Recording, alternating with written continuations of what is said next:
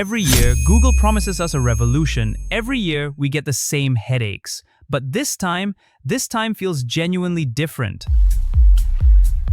Bad modems. Thermal throttling. Cameras that stopped getting better. The Pixel dream kept dying the same slow death. Then the Pixel 11 leaked completely. New chip, new modem, new design, and suddenly everyone's paying attention again. The camera bar is going full glass this time, no metal border. Bigger, blacker, more premium. Honestly, it looks expensive now. Then there's Pixel Glow, leaked straight from Android 17 code. Option 1, a dot matrix display like nothing phone, but RGB.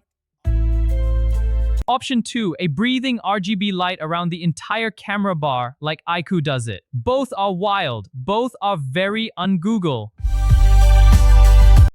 Of course, Pixel Glow is Pro only. And to make room for it, Google is killing the IR thermometer. Yes, the one that checked your coffee temperature. Gone.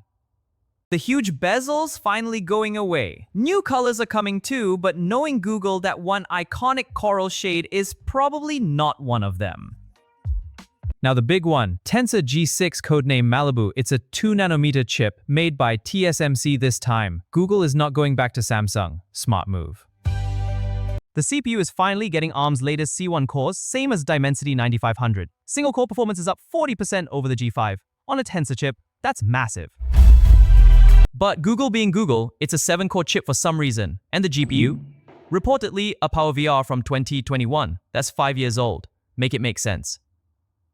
And then the RAM situation. Pixel 10 had 12GB base. Pixel 11 might drop to 8GB.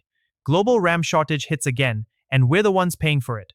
Here's where it actually gets exciting. Google is completely ditching the Samsung modem. The Pixel 11 is reportedly getting the MediaTek M90 modem. The M90 has built-in satellite connectivity, AI-powered efficiency for better battery life, and MediaTek modems just work. No drop calls, no dead zones. Finally. Cameras are getting a full hardware overhaul. New 50-megapixel main sensor, codenamed Jemos. New sensors on Pro models too. Google rarely does this. The Pro's main camera is codenamed Bastet. Telephoto is Barghest. Whoever names things at Google, I have questions. But the hardware upgrade? I have hope. The Tensor G6 also gets a brand new custom ISP image signal processor. Better processing, better night shots, better everything. This is how you fix camera software and hardware. One rumored feature that's not coming, iPhone-style Face ID for Android. Project Toscan, Google's secure face unlock system, has reportedly been pushed back. Display stays roughly the same size, slightly higher brightness on both models. But the base Pixel 11 still doesn't get LTPO. Pro advantage remains. Battery could be the disappointing story here. Leaks show numbers slightly below the Pixel 10 series. If those aren't minimum capacity figures, that's a real problem. You'll still get magnetic G2 charging. Android 17 out of the box from day one, and expect a fresh batch of Pixel-exclusive AI features Google will call revolutionary. Step back and look at the full picture. New chip, new modem, new cameras, new design. 4 major upgrades at once. When was the last time Google did all 4?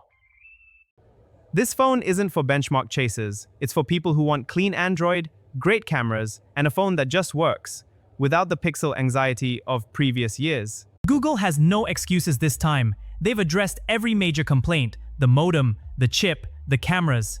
If this still disappoints, the Pixel brand is in real trouble. The one thing that could kill it before it even launches: pricing.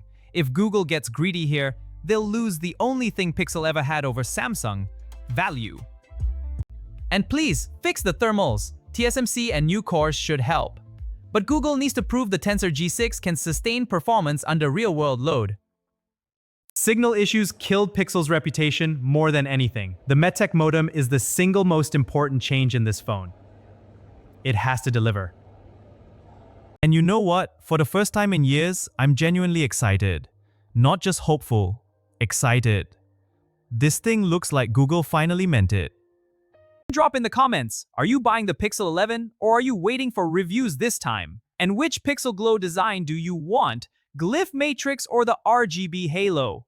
I'll be covering every leak, every spec drop, and the full review the moment this thing launches. Subscribe so you don't miss it. Sunda bye.